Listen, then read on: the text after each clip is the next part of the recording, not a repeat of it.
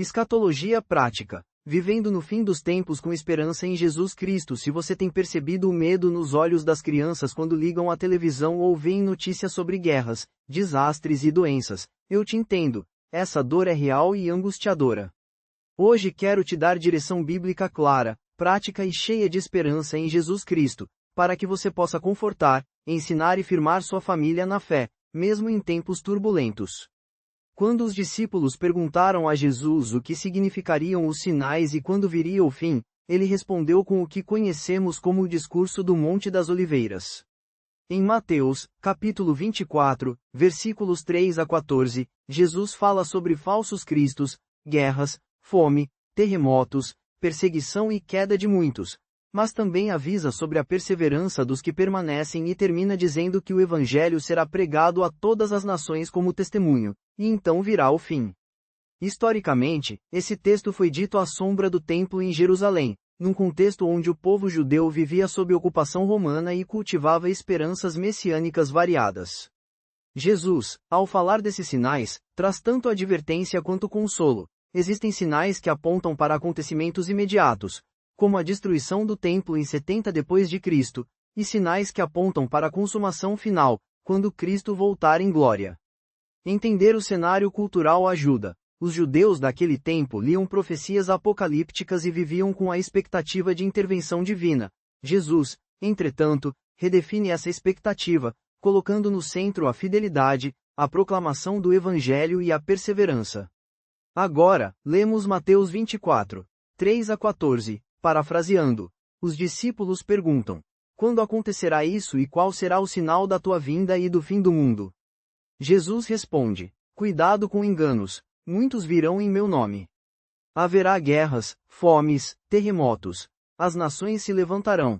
Vocês serão odiados por causa do meu nome e perseguidos. Muitos cairão, ocorrerá muita iniquidade, o amor de muitos esfriará. Porém aquele que perseverar até o fim será salvo. E este evangelho do reino será pregado em todo o mundo como testemunho a todas as nações, e então virá o fim. Para clarear algumas palavras originais que trazem luz prática, a expressão grega cintileia, pronúncia aproximada, sintileia, significa consumação, ou fim da era, não necessariamente uma data no calendário, mas a consumação do plano redentor de Deus. Outra palavra importante é apostasia, apostasia, que Jesus descreve como queda, ou afastamento, da fé, aquela tendência coletiva de se afastar da verdade quando a pressão vem. Entender esses termos ajuda a não confundir sintomas com substância. Sinais são sinais. A verdadeira questão é: você e sua família estão firmes em Cristo? O que isso significa para a vida prática de quem tem crianças assustadas em casa? Fale a verdade sem semear pânico. Explique que existem sinais no mundo, mas que Jesus prometeu voltar e que, até lá, temos uma missão.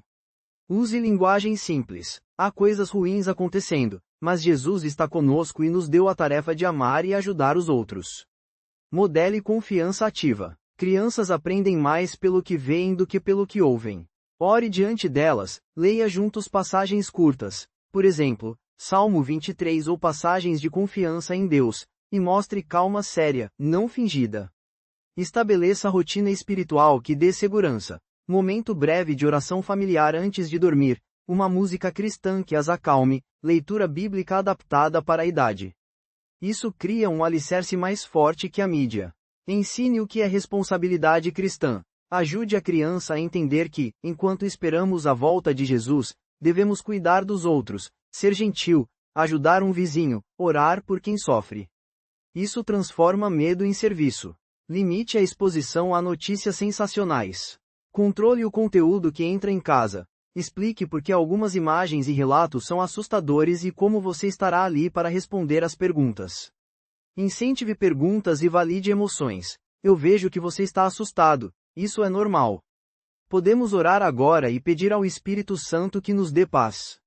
Agora, ações concretas que você pode tomar já, como pai, mãe, tio, líder de pequena comunidade ou professor. Confissão e conversa familiar. Comece com um momento de honestidade. Admita seus próprios medos diante das crianças. mas mostre arrependimento onde o medo levou a decisões egoístas, e peça perdão quando necessário. Isso ensina humildade cristã. Reconciliação prática. Se notícias causaram discussões em casa, peça desculpas e reconcilie. Ensine às crianças que o perdão cura o coração. Disciplina espiritual simples e constante. 5 minutos de oração de manhã, um versículo memorizado por semana, cultivar gratidão. 3 coisas pelas quais agradecemos a Deus no dia. Decisões morais à luz da Escritura. Diante de consumismo, medo e fechamento, escolha generosidade e hospitalidade.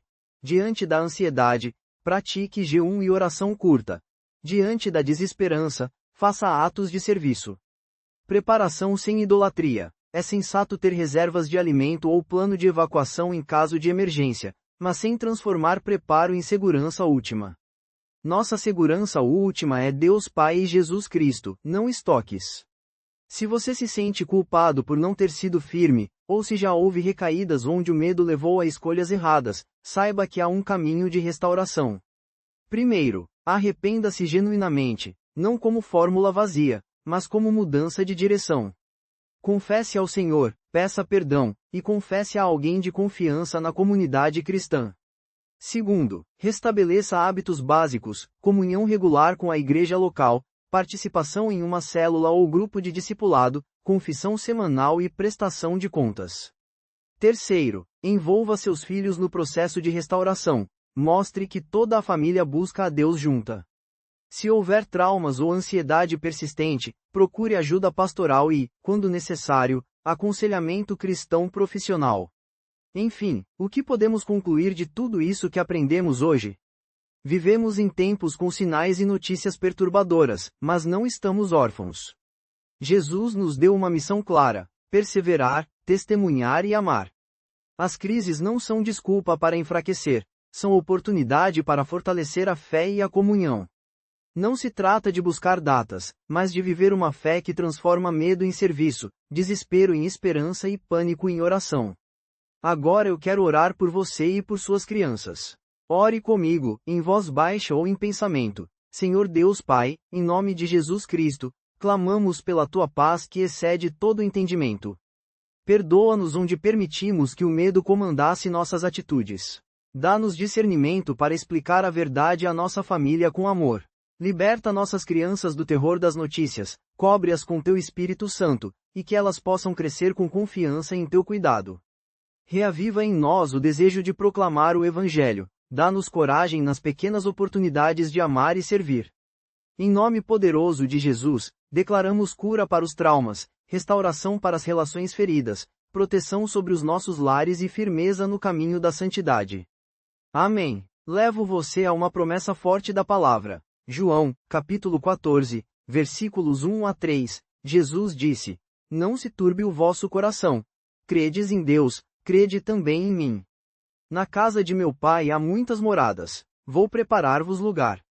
E quando eu for e vos preparar lugar, voltarei e vos levarei para mim mesmo, para que onde eu estiver estejais vós também. Essa é a promessa que segura nossa esperança. Jesus voltará.